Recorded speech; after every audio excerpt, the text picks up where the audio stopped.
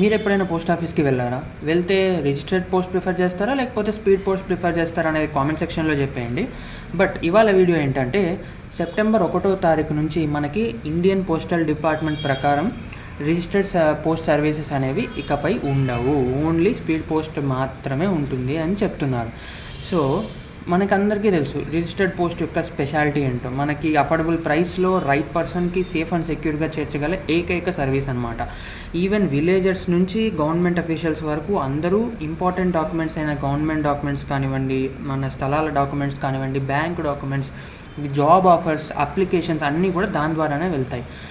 But ఇలాంటి ఒక సర్వీస్ని ఆపడానికి కారణం ఏంటంటే నెంబర్ ఆఫ్ రిజిస్టర్డ్ పోస్ట్ అనేవి తగ్గిపోవడం వల్ల. ఆబ్వియస్ రీజన్స్ ఏంట్రా అంటే మన కాంపిటీషన్, కొరియర్ సర్వీసెస్ కానీ, ప్రైవేట్ కొరియర్స్ కానీ, డిజిటైజేషన్. మనం డిజిటలైజ్ అవ్వడం వల్ల ఈమెయిల్స్ మనం స్కాన్ చేసి వాట్సాప్లో వీటిలో సెండ్ చేసేస్తున్నాం. సో దీనివల్ల మనకి ఏమవుతుందంటే రిజిస్టర్డ్ పోస్ట్ చేసే సంఖ్య తగ్గిపోతుంది.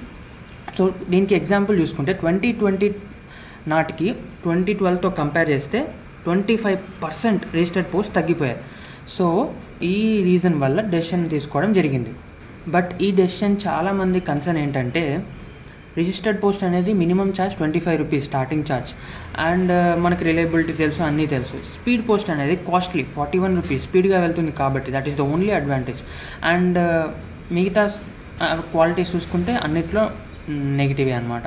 సో దీనివల్ల స్పీడ్ పోస్ట్ మాత్రమే ఫ్యూచర్లో ఉంటుందంటే ఎలా ఉండబోతుందో మనం we should wait and watch.